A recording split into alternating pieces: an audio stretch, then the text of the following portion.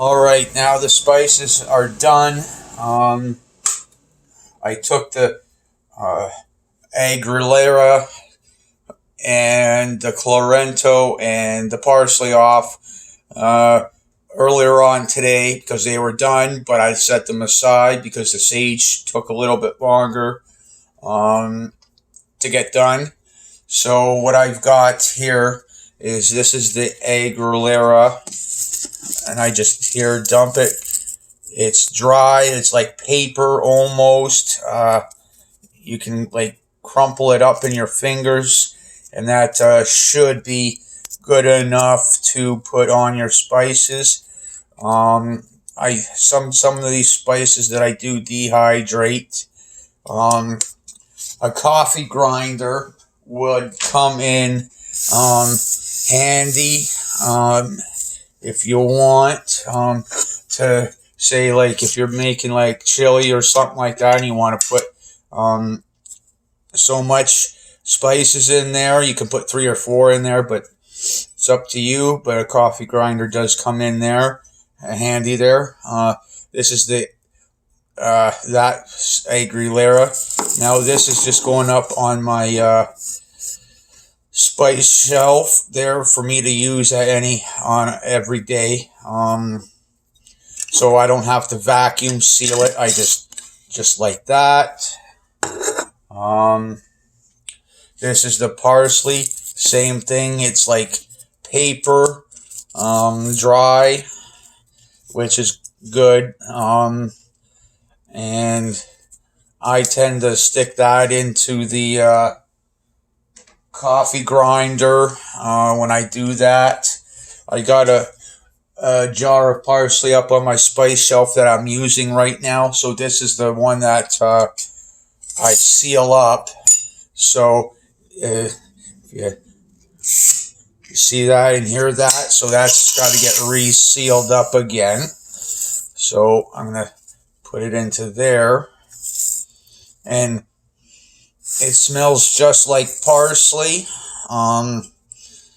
That you got that nice aroma, and it stays good for a while. You just, when you look into it there,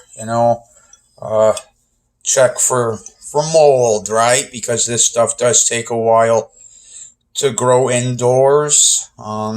So yeah, so I'm gonna leave that lid on, but leave the screw lid on, and I'll show you how to vacuum seal these. Put it over to there. I've got another jar with the Clorento. There's that tray of Clorento, and again, it's got to feel like paper, but it's got to be able to break up in your hands. But this is another one that you might want to put into the coffee grinder. Again, if you want. You don't have to. You can just throw it on there on your food. Some people like to use scissors to cut it up a little bit. But this is going to go on to my spice shelf to use at any given time. There into the sink. So I just can put the lid onto that. There. This is my sage container, and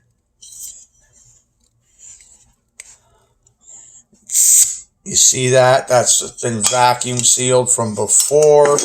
I got to get the sage out of the machine here, and yeah, there we go.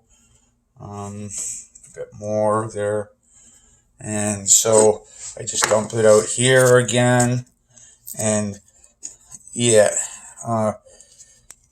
it's a tad bit, it's not like super dry like the other stuff, but it's dry enough to vacuum seal.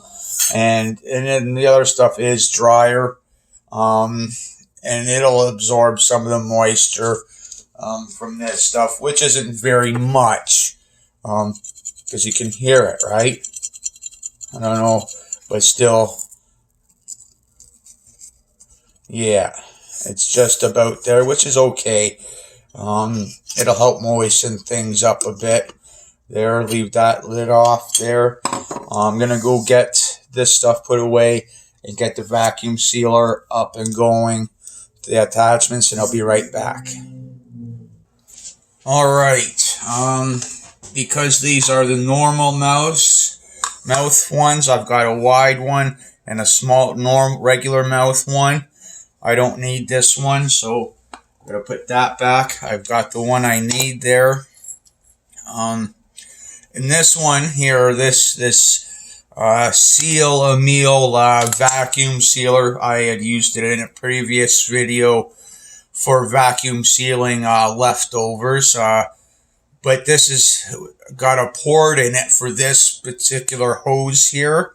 It's got the two ends like this, and one of them goes right into here, into that port, and then there, that sits like that with the lid on there, just the rubber one. And then you want to, when you do this, you want to make sure you put the whole thing straight down, and then there's a hole on top, and then you put the other end into there, and then I have to push both with both hands on one on either side.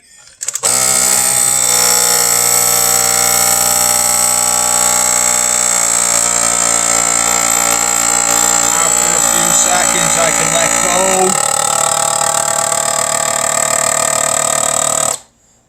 And then when it stops like that, some lights are still on, but when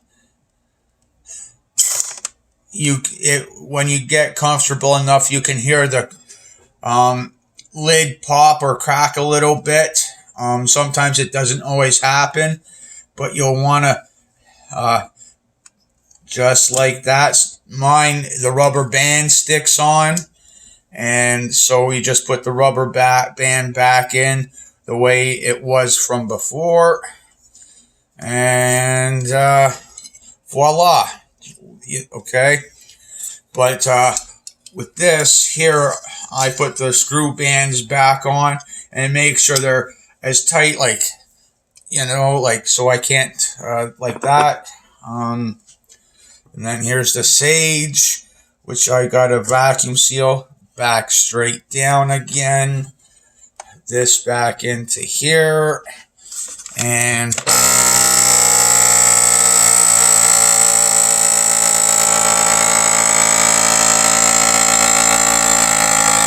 go again. Okay. Yeah, I think that's sealed up with the one edge. Same deal there. Again, it stayed. Put the rubber band back in. And there you have it. These spices there, or whatever you want to call them, they'll last a while like this because they're not getting any oxygen to help with the decomposition, so they'll last longer, right? I like them in the mason jars, opposed to plastic bags or Ziploc bags, because glass cannot breathe at all, period. There's some, that's why I do it, right? Plastic bags can get punctured and stuff like that when you're dealing with it. You're always opening it, closing it, and so sometimes it's hard to get the oxygen out there.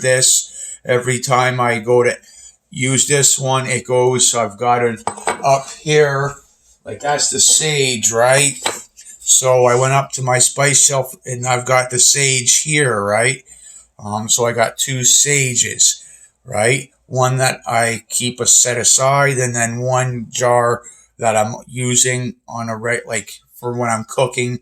And when this runs out, I grind up a little bit more, put it in here, and seal this one back up. All right. I hope you find this helpful. So there you go. Have a good day.